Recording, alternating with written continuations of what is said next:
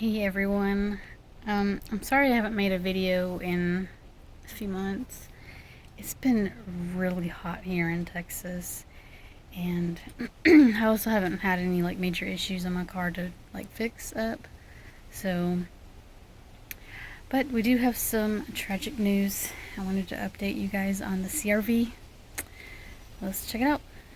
So, around 11 p.m. yesterday night, we had someone attack my car.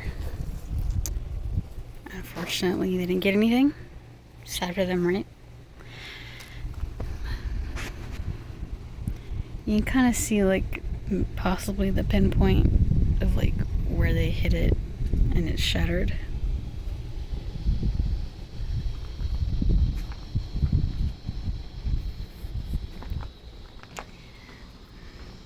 This looks like they were trying to get in again because obviously there's more damage.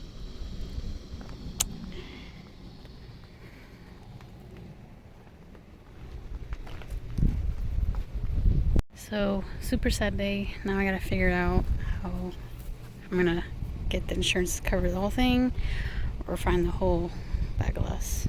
So, yeah. See y'all next time.